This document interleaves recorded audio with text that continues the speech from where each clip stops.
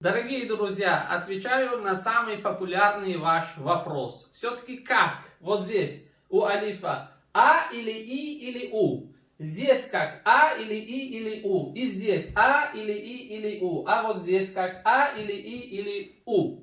Отвечаю на ваш вопрос. Если после буквы алиф без огласовок стоит буква лам, запоминаем. Если после буквы алиф без огласовок стоит буква лам, то у вас один вариант.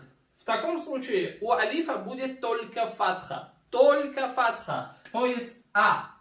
Почему А? Потому что здесь определенный артикль аль. Артикль так и называется аль. Ни иль, ни уль.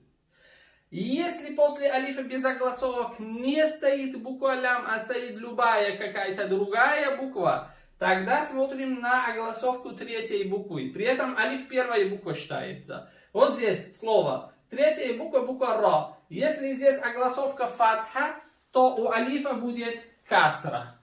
Здесь третья буква лям. Если у третьей буквы огласовка касра, у алифа опять же будет касра. Здесь третья буква в. Если у третьей буквы огласовка дамма, то у алифа будет дамма. В таком случае варианта фатхи нет. То есть либо будет И, либо будет У. Еще раз повторяю.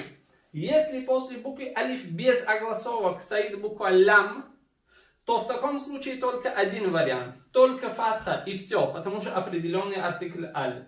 Если после алифа не буква лям, а другая буква стоит, то у нас либо два варианта. Либо касра, либо дамма. Это зависит от огласовки третьей буквы. Если фатха или касра, будет касра. Если дамма, будет дамма. Я надеюсь, что здесь все понятно. И этот вопрос мы с вами раз и навсегда закрыли.